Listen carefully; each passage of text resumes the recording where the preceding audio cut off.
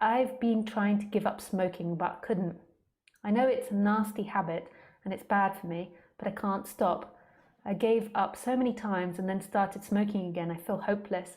I feel like I need that dopamine release in my brain. It just helps me take the edge off. I don't know what to do. Any insights you could share? Thank you very much. Love you. My friend was a very strong smoker, and she recommends this one book. If you remind me after the talk, I'll ask her and then I'll send it to you.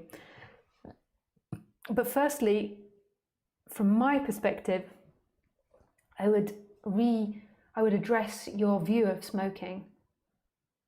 So if you've got a difficult emotion going on, so say if you feel angry, the worst thing that you can do is hate the anger and try and push the anger away. It's almost like a falling in love with that anger and allowing it in presence and loving it and nurturing it. And I would use the same principle with smoking. Telling yourself again and again that it's a nasty and bad habit is bad for you in itself. We don't know how strong our minds is. Science is only beginning to contemplate the idea of quantum physics and the possibility that it is that which looks at particles, which is determining the particles. I mean, there's so many complex theories in quantum physics. I really can't tell you, and I'm sure if a quantum physicist is listening, they're telling me I'm saying it wrong. But basically, we don't know how life is working. We've been taught a certain way, but that comes from maybe a deluded perspective. So you don't know actually if smoking is bad for you, or if your hatred for smoking and your dislike for it and your wish not to be doing it and your rejection of it is what's unhealthy for you. You don't know.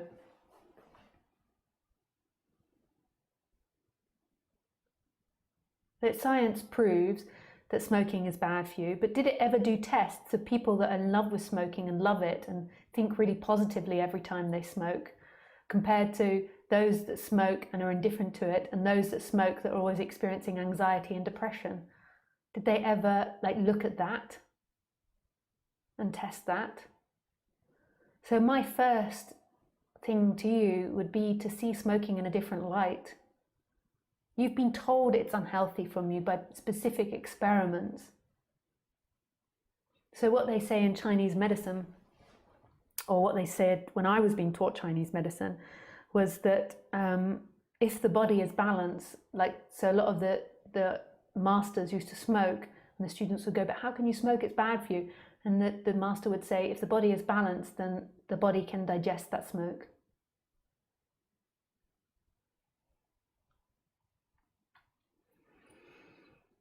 And that hopelessness, I'm sure that hopelessness that you feel for it is worse for you than the actual smoking. So then I would look at that hopelessness and what other areas in your life. Is that a habit for you, that hopelessness? Where do you feel that hopelessness in your body?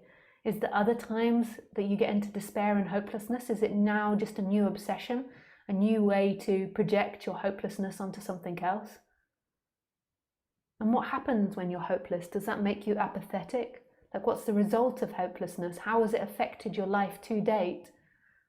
What does that feel like? Did your parents have it? Do your parents experience hopelessness? Was it something you were taught? Your grandparents? Were you brought up in this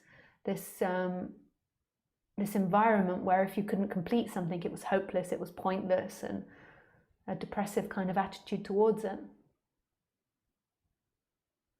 Thank you for your question and being so open.